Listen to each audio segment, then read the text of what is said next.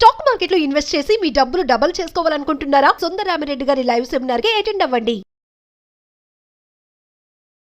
నమస్తే రమగారు. నమస్తే జయ. రమగారు, ఏదైనా మంచి కథ చెప్తారా? మామూలుగా మనం జాతకాలు చెప్పించుకుంటూ ఉంటాం. రేపొద్దున ఎప్పుడో ఏమిటో వస్తుందంటారు. ఆ ఏమిటో రావాలంటే దానికి ఏదో తుది మొదలు ఉండద్దు, ఉండాలి. ఒకళ్ళు ఇవన్నీ విన్నాక అదేదో వస్తుంది అనుకుంటే అది రాదు. వీళ్ళు ఏమిటో బోళ్ళు కష్టాలు వస్తాయి. బోళ్ళు కష్టాల తర్వాత సుఖం ఉందని మనం నమ్ముతామా జయ? ఎవరికి కష్టం వచ్చిందో వాడు రేపొద్దు నేను సుఖపడతానని నమ్మడు, వాడు ఏడ్చుకుంటూ ఉంటాడు. మనబట్టి బయట కూర్చున్న వాళ్ళు ఏం చెప్తాము? ఇవన్నీ శాశ్వతం కాదు, కొన్ని రోజులు కష్టపడు, ఈ కష్టం పోతుంది, మళ్ళీ దేవుడు సుఖం చూస్తాడు, వస్తుంది. సుఖం వస్తుంది, జీవితం పడుగు పేక, బోళ్ళు కబుర్లు చెప్తాం మనం. కానీ ఎవడు అనుభవిస్తాడో వాడికి మండిపోతూ ఉంటుంది. వీళ్ళు బోరు కబుర్లు చెప్తున్నారు వీళ్ళు, అలా అనిపిస్తుంది కదా. ఎవరికైనా, మనకు కూడా ఏదైనా ఇబ్బందులు ఇరుక్కున్నాం అనుకో, నిన్నటిదాకా పాఠం చెప్తాం మనం వాళ్ళకి. మన దగ్గరికి వచ్చేసరికి మనకు ఆ ఫీలింగ్ రాదు. తమాషా కథ అలాంటిది అనమాట ఇది. పూర్వమట విశ్వపురపు సంస్థానంలో అద్భుతమైన రాజుగారు, సైన్యాధిపతి బ్రహ్మాండంగా నడిచారు. ఈ సంస్థానానికి ఒక జ్యోతిష్యుడు ఒక ఆయన వచ్చేట. ఆయన ప్రతి వాళ్ళకి చేయి చుట్టం పూసకొచ్చినట్టు చెప్పేటవే, ఎంత బాగానో చెప్పేట. అయితే ఈ విశ్వపురం తాలూకు సైన్యాధిపతి గారికి ఒక కుమారుడు ఉన్నాడు. వాడు ఒక 19-20 ఏళ్ళ వాడు, 18 ఏళ్ళ వాడు అంతే. పెళ్ళిడు వచ్చిన పిల్లాడు అనుకో, ఆ కాలంలో అంతే కదా. అయితే వాడికి ఈయనేమో సైన్యాధిపతి, అరివీర భయంకరుడు, ఈయన చండ ప్రచండు, బోల్డున్నాయి బిరుదులు. కుర్రాడు మాత్రం కవిత్వాలు రాసుకుంటూ ఉంటాడు. వాడు పోయెట్టు, రచయిత అంటే ఏదో కథలు రాస్తాడు కాదు, వీడు రచయిత అలా అనడానికి వీళ్ళు కథా కాకరకాయ కాదు, కవిత్వం. ఏదో గాలిపాట ఎక్కడో లోకాల్లో ఊహల్లో తేలిపోతూ ఉంటాడు. ఆయన ఏం చేశాడు? సాహిత్యవేత్త. సాహిత్యం అనమాట వాడికి, ఏదో సరదా. భావకవి వాడు. భావకవిని ఈడ్చుకొచ్చాడు మన సైన్యాధిపతి గారు ఈ జ్యోతిష్యుడి దగ్గర తెచ్చి, బాబు వీడు నా పేరు నిలబెట్టేలాగా అయితే లేడండి, కనీసం వాడి పొట్ట వాడు పోసుకుని ఏదో బతుకుతాడంటారా? నా ఉద్యోగం అన్ననాడు నేను లాగుతా, నా తర్వాత వీడేం కత్తి కటారు వ్యవహారం పట్టుకునే రకం కాదు, ఎప్పుడు పెన్ను పుస్తకాలు కాగితాలే, ఏమిటో పాడుకుంటూ ఉంటాడు, ఏదో ఇలా పిచ్చిగుడ్డలు వేసుకుని తిరుగుతాడు అని చూపించాడు. ఆయన కుర్రాన్ని పైకి కిందకి చూసి వాడు చేయి లాక్కుని చూసి, వీడికేమండి చిన్న వయసులోనే రాజు అవుతాడు మీ వాడు, రాజు అని రాసి కనిపిస్తోంది అన్నాడు. రాజా? ఏం పెట్టి ఏమిటి ఏముంది వీడికి? ఆయనకు అర్థం కాదు. కాకపోతే సడన్గా ఏమైంది, రాజుగారి మొహం మారిపోయింది. వాడు ఈ రాజ్యంలో ఉన్నవాడు చిన్న వయసులోనే రాజు అవుతాడంటే ఎక్కడికో వెళ్తాడని ఎలా అనుకుంటాం? ఇక్కడే అంటే వీడు నా రాజ్యానికి ఎసరు పెడతాడా? రాజుగోళ్ళు మండిపోయింది. ఆయనకి ఈ జ్యోతిషుల అలా అనిపించాల, ఎందుకంటే ఆయన ఇప్పటిదాకా అందరికీ బాగా చెప్పాడు. రాజుగారు చిన్నప్పుడు ఎప్పుడు పడ్డాడో కూడా చెప్పాడు ఆయన. సో ఆయన చెప్పేది 100% నిజం. వీడు రాజు కాబోతాడు. వీడు మొహం చూస్తే ఏదో విచిత్రపు బట్టలు, దుబ్బు జుట్టు, ఎక్కడికో చూస్తాడు, నవ్వుతాడు, ఏమిటో రాసుకుంటూ ఉంటాడు. వీడా నా రాజ్యానికి రాజు? ఇప్పుడు నేను ఇంత శుభ్రంగా ఉన్నవాడిని, నేను బాగానే ఉండి సడన్గా వీడు రాజు అవ్వాలంటే నాకేదో రావాలి అంతే, లేదా వీడు నన్ను ఏదైనా చేస్తాడా? ఇట్లా రకరకాల భావాలు వచ్చేసాయి రాజుగారి మొహంలోకి. వీడేమైనా చేసేద్దామనిపించేసింది ఆయనకి. సైన్యాధిపతికి ముందు పాల్పోలేదు, ఏం చేయాలో దాన్ని ఎట్లా తీసుకోవాలో తెలియలా. సడన్గా రాజుగారి మొహం చూసేసరికి భయం వేసింది. ఓ నాయనా, ఈయనకి అకారణంగా ఈ పిల్లాడి మీద కోపం వచ్చేసిందే, భలే వారండి అన్నాడు జ్యోతిష్కుడు.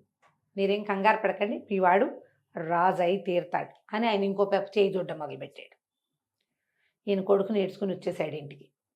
రోజు గడిచేసరికి ఆయనకి భయం పట్టుకుంది. తన ఆబ్సెన్స్లో రాజుగారు తన పిల్లాడిని ఏదైనా చేసేయిపోతాడు.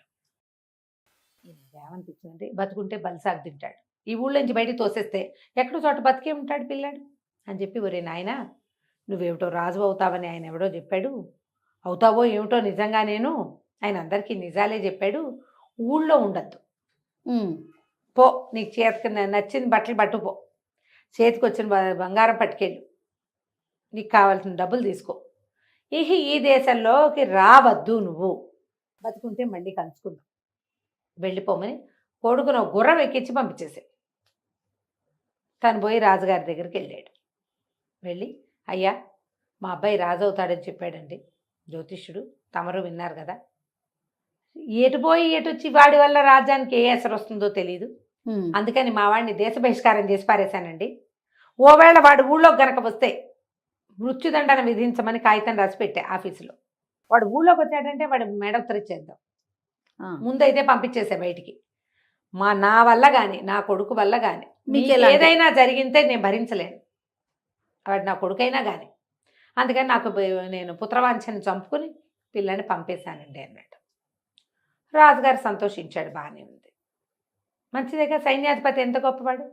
ఈ పంపించబడిన కుర్రాడి పేరు ప్రేమదత్తు. వాడు పోయాడు బయటికి. వాడికి ఏమిటి రూపాయి సంపాదన, డబ్బులు సంపాదించుకుందాం, మనం తినాలి, రేపేలాగా ఎల్లుండేలాగా ఈ వ్యవహారాలు వాడికి ఏం లేవు. ఆ డబ్బులు ఉన్న నాళ్ళు తినేశాడు. డబ్బులు అయిపోయినాయి. వాళ్ళు ఎవరో మీ గుర్రం ఇవ్వండి, మాకు కొన్ని రోజులు అన్నం పెడతామంటే గుర్రం ఇచ్చేసాడు. అయిపోయింది. గుర్రం డబ్బు అయిపోయింది. ఇక వీడు పుస్తకము మిగిలినాయి. కొన్నాళ్ళకి తిండి లేక వాడికి ఆ పుస్తకం మీద ధ్యాస కూడా పోయింది. నీకు 4 వేళ్ళు లోపలికి వెళ్తుంటే భావాలు కవిత్వాలును. అవును, అవేమీ లేవు. కడుపు కాలిపోతుంది. భావ కవిత్వం ఎక్కడి చూస్తుంది? భావాలు కవిత్వాలు ఏమి ఉండవు. ఇక ఆయనకి కొన్నాళ్ళకి మనుషుల్ని చూస్తే వాడికి విసుగు పుట్టే పరిస్థితి వచ్చింది వాడికి. పాపం తండ్రి నమ్మాడు జోస్యాన్ని, వీడు మాత్రం నమ్మల. నాకెక్కడి నుంచి వస్తుంది రాజ్యం? చివరికి నాకు అన్నానికి కూడా గతిలేని స్థితి వచ్చిందే. కవిత్వం అన్న కూడా విరక్తి పుట్టింది. ఓ ఊళ్ళో ఒక రోజంతా తిరిగాడు. వాడికి తిండి పుట్టలే. ఎటాగో పడి నడుస్తూ అడవిలోకి వెళ్ళిపోయాడు. ఏదో కాయా కసరు దొరుకుతుంటే ఏమీ దొరకలా. ఆ అడవిలో ఒక పూరు గుడుసుంది. వీడు పోయి ఆ గుడిసె వాకిట్లో పడ్డాడు. పడేసరికల్లా ఆ గుడిసెలో ఒక ముసలమ్మ, ఓ పిల్ల ఉన్నారు. వాళ్ళు వీడిని చూశారు. అయ్యో ఎవడో పడిపోయాడు, ఏమిటో చూద్దామని దబదబా వేయవటలకు వచ్చారు. ఇప్పుడు ఏదో బక్క చిక్కిపోయి ఎండు నక్కలాగా ఉన్నాడు వాడు. తిండి తిప్పలేవు చాలా రోజులుగా. పాపం ఏదో నలకంత తింటే ఇట్లా సరిపోతుంది. 20 ఏళ్ల పిల్లాడికి బాగా కావద్దు పుష్టిగా ఏమీ లేదు.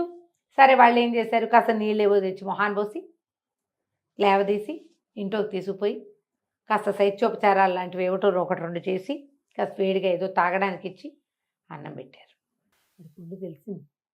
ఎక్కడ అన్నాడు, ఎక్కడో ఉన్నావులే నాయన, పర్వాలేదు అని ఉంచుకున్నారు. 4 రోజులు 5 రోజులు 6 రోజులు గడిచేసరికి 2 పూట్ల అన్నం వంటబట్టి కాస్త అటు ఇటు తిరుగుతూ బాగానే ఉన్నాడు.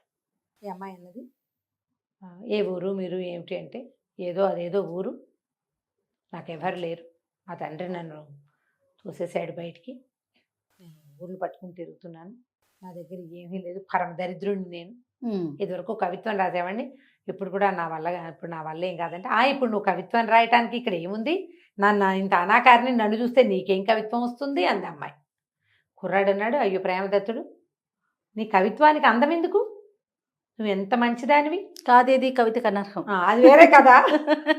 నీ అంత సౌందర్యం చాలా పెద్దది, నీది చాలా గొప్పది.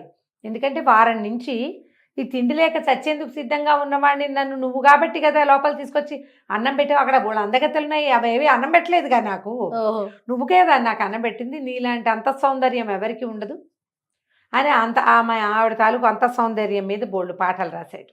ఓకే, 4 వేళ్ళు నోట్లోకి వెళ్తున్నాయి హాయిగా. పిల్ల సిగ్గుపడింది. నేను అనాకారిది అన్నది. ఏం కాదు, నువ్వు అనాకారివి కాదు, నువ్వు సామాన్యంగా ఉన్నావు, అనాకారివి ఏం కాదు, నిన్ను చూస్తే ఎందుకు రాదు, నీ నవ్వు, నీ మాట, నీ ప్రీతి, నువ్వు ఎంత గొప్పదానివి, అన్ని పాటలు అయినాయి.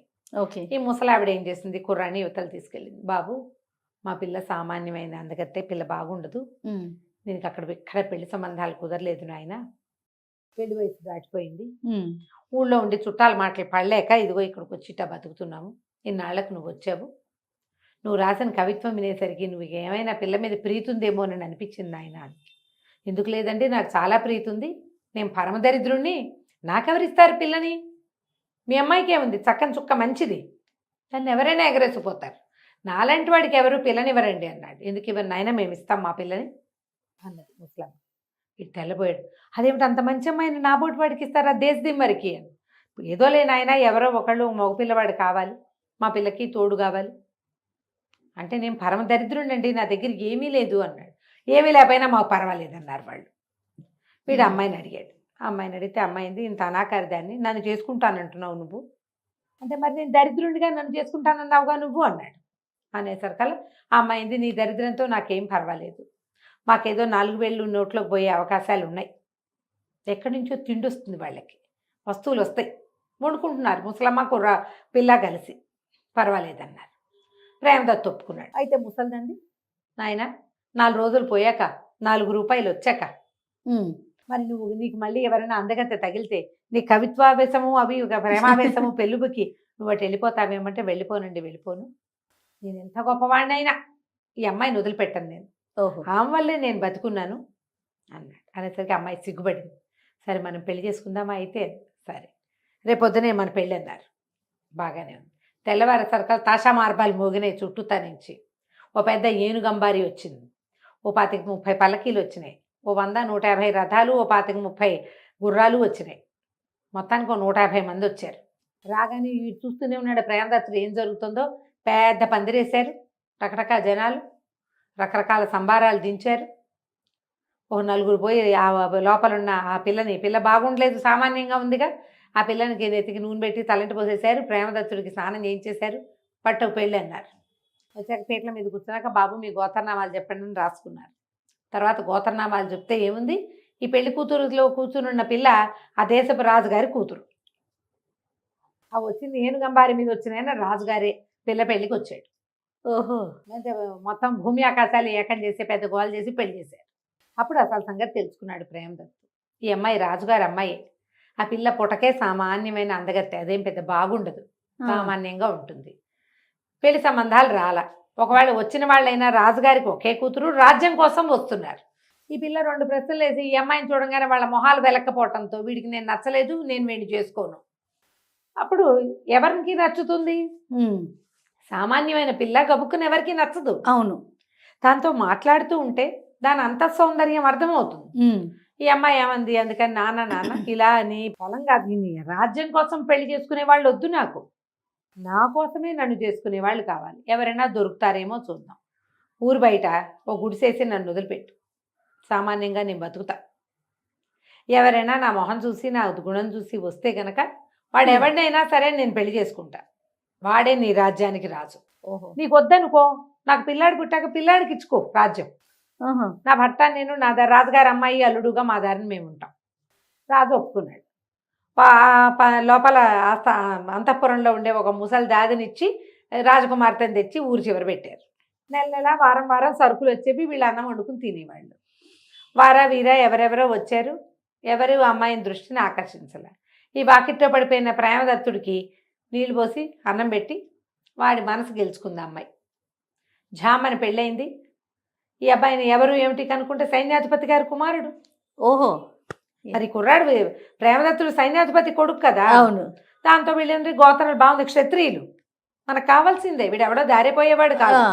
అంతే ఈ ప్రేమదత్తుని రాజ్యానికి రాజుని చేశారు. తర్వాత ఉత్తరం రాశారు, మీ సైన్యాధిపతి కుమారుడు మా అల్లుడై మా రాజ్యానికి ఉత్తరాధికారి అయ్యాడు, మేము ఫ్రెండ్స్ అని పాతరాజు గారికి తెలియజేశారు. కలకంచికి మనం ఇంటికి. బాగుంది రమ్మగారు. మనకి దశా విశేషం ఉంటే ఎక్కడ పడేసినా లెగుస్తుంది. ఎక్కడ ఇప్పుడు ఆ టైం కోసం మనం వేచి ఉండాలి, అంతే అంతే. ఈ కష్టాలు ఉంటే వాటి కోసం కుంగిపోయి కునారెళ్ళిపోయి జీవితేచ్ఛ పోగొట్టుకోకూడదు, భగవంతుడి మీద నమ్మకం పోగొట్టుకోకూడదు. ముందుదండి ప్రధానంగా ఈ 2 ఉంటే ఖచ్చితంగా ఆ టైంకి మనకి ఏది రావాలో సిరిదా వచ్చును సలలితముగా నారికేళ సలిడము భంగిన్ అన్నారు. అది కొబ్బరికాయలోకి నీళ్ళు వచ్చినట్టుగా అవే వస్తాయి.